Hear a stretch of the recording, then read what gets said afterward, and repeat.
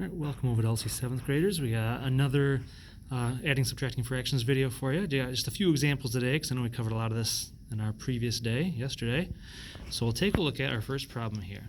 I have 2/3 plus 5/6, which I can't start adding right away because I have different denominators. So if I list out my multiples of 3 and multiples of 6s until I find a match, here's a match right away at 6. So my denominator is going to be 6, which is good for 5/6 because it's already that in the first place. So I just leave 5/6 as 5/6. And here, 3 jumps to a 6 by multiplying by 2. So times the top by 2, now I'm at 4. Add them together, now I get 9/6. Now that's improper, so I'm going to convert that to a mixed number. So my top number goes inside the division bracket, and the bottom number goes outside the division bracket. 6 fits into 9 just once, and 1 times 6 is 6. So I take 9 minus 6, and I get 3 left over, and that becomes the numerator of the mixed number. So 1 3/6. However, 1 3/6 can actually go lowest terms. We turn it into 1 and 1/2. If you remember our lowest term work from last week. All right, number two, I have 4/5 minus 2/3. Once again, I have different denominators, so I'll list out my 5s and 3s until I see there's a match at 15. So 5 jumps to a 15 by multiplying by 3. So times the top by 3, and I get 12. Over here, 3 jumps to a 15 when I multiply by 5, so 2 times 5 is 10.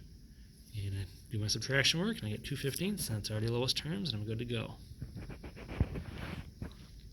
And number 3, I have 9/14 minus 1/7. Different denominators, so once again, I list out my multiples of 14, multiples of 7 until I get my match. It is at 14, which is good because this is already in place as a 14th. So 9/14 minus, and 7 jumps up to 14 by multiplying by 2, times the top by 2, and I get 2. And 9 minus 2 is 7/14, but I can go lowest terms. I can take that down to 1/2, divide them both by 7. All right, one more example for you here. I got 1/2 plus 7/10. Different denominators, so I list out my multiples of 2 and 10, and I see I have a match at 10. So 2 jumps up to a 10 because I multiplied by 5. So 1 times 5 gives me 5. And the 7/10 is already locked in place because I already had 10 per denominator.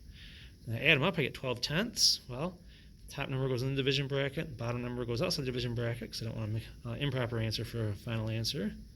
So I'll get a mixed number like you can see here. That'll give me 2 left over and 1 2/10, but 1 2/10 can actually get to 1 1/5. All right, so here's a couple for you guys to practice.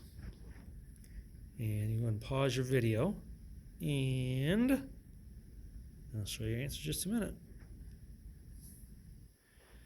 All right, number 1, our answer was 3/28, and number 2, answer is 1 5/18. So hope you enjoyed the video, and be careful when you enter your answers into your Schoology assignment. You'll need to have, like, let's say for example, if it's 3/28, I would just type in 3/28. If it was 1 5/18, I'd put 1, then hit a space, and then 5/18. So be careful because Schoology will be real picky about how it accepts those answers. All right? So good luck and take care.